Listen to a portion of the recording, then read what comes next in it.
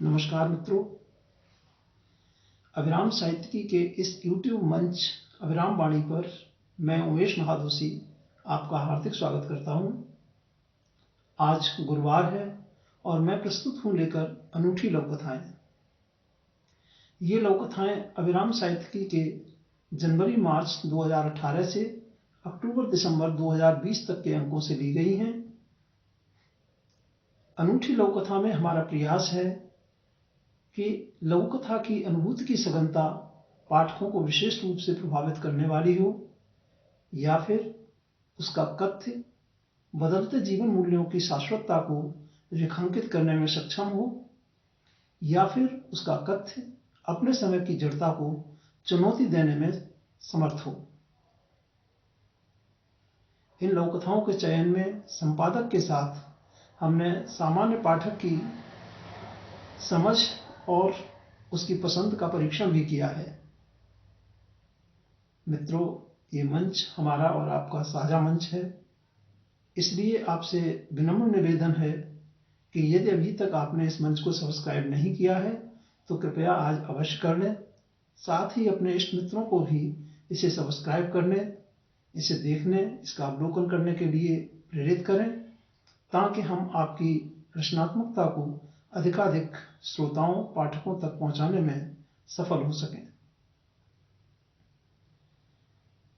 इस श्रृंखला में प्रत्येक रविवार और गुरुवार को दो लोककथाओं का पाठ किया जाता है, जिनमें से पहली लोककथा का पाठ उमेश महादोशी यानी मेरे द्वारा किया जाता है और दूसरी लोककथा का पाठ क्रमशः गुरुवार को अभिराम साहित्यिकी की संयुक्त संपादक डॉक्टर संध्या तिवारी जी के द्वारा और रविवार को सह संपादक सुश्री ज्योत्सना कपिल जी के द्वारा किया जाता है। तो आज की प्रस्तुति में मैं लेकर आया हूं चर्चित लोककथाकार आशा गंगा प्रमोद सिरोडकर की अनूठी लोककथा नकाबपोश। आशा गंगा जी की यह लोककथा अभिराम साहित्यिकी के अक्टूबर-दिसंबर 2018 अंक में प्रकाशित हुई थी। तो प्रस्तुत है लोककथा नकाबपोश। चिड़ियों सी चहचहाट वाली स्मिता पहली मर्तबा मायके आई थी। नव विवाहितों जैसी हंसी चहचहाट की जगह फीकी मुस्कुराहट, मां चिंतित पर पूछने में हिचकिचाहट, आशंकाओं में आकंठ डूबी वहीं से बिंधी एक दिन हिम्मत की छोटी सी चिंदी पकड़ पूछ ही डाला, मम्मी ससुराल में ना। मां का हृदय धक धक कर उठा, दिमाग की नस जैसे फटफड़ने को हुई। ससुराल में क्या बेटे? ससुराल में ना बड़ों के सामने आईब्रो तक पल्लू रखना पड़ता है, मुझे बड़ा बंधा बंधा सा लगता है। और क्या? उन्होंने अपनी कपकपाती हथेली से स्मिता का हाथ पकड़ झंझोड़ डाला। और ना घुटन महसूस होती है। अच्छा, उसमें नाक और मुंह तो खुला रहता है ना? सांस लेने में कोई अड़चन तो नहीं आती होगी ना? अब जाकर उनकी स्ट्रेच हुई देह योग की रिलैक्स मुद्रा में आई। हाँ, वो तो है, पर बेटा, कॉलेज तक पढ़ाई के 8 साल हर मौसम में तू जो दिन भर नकाब बांधकर कॉलेज कोचिंग आया जाया करती थी, तब तुझे बंधा बंधा सा नहीं लगता था? नकाब में तो सिर, नाक और मुंह तक ढके रहते थे, तब घुटन नहीं होती थी। और तो और नकाब यातायात नियमों के विरुद्ध थी, अब भी है। तब मेरे कई बार मना करने पर भी तू नहीं मानती थी। उन्होंने एक दीर्घ निश्वास छोड़ा। तुझे नहीं पता, कुछ नहीं पता, मैं कितनी चिंताएं पाले जीती थी। सोचती थी बाजार में तेज दौड़ती मोटरसाइकिल पर लड़के के पीछे सटी बैठी नकाबपोश लड़की कहीं मेरी बिटिया तो नहीं। स्मिता के माथे को ममता से सहलाते उन्होंने पलकें झपकाईं। निर्झर की धारा अपने उत्स से झर उठी। ये पिछले 8 साल तो मैंने घुट घुट कर काटे हैं बेटा। बड़े बूढ़े सिर्फ मान के भूखे होते हैं, उन्हें वो मान दो तो आशीर्वादों से झोली भर देंगे। तेरी झोली छोटी पड़ जाएगी। उन्हें मान देने के लिए कुछ देर के लिए सिर पर पल्लू रखने को मुद्दा मत बना। अपने अतीत को देख और खुश रहना सीख। तो यह थी आशा गंगा प्रमोद रोडकर की लोककथा नकाबपोश। और अब आप सुनेंगे डॉक्टर संध्या तिवारी जी से नई पीढ़ी के एक प्रतिभाशाली लोककथाकार की अगली अनूठी लोककथा। तो आइए संध्या जी। धन्यवाद महादोशी जी। सभी मित्रों को संध्या तिवारी का नमस्कार।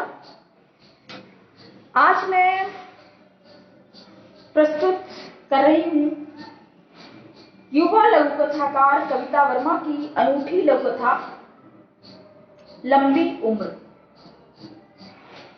कविता जी की ये लघु कथा अविराम साहित्यिकी के अप्रैल-जून 2018 के अंक में शामिल की गई। तो प्रस्तुत है लघु कथा लंबी उम्र। घर की सभी महिलाओं में बहुत उत्साह था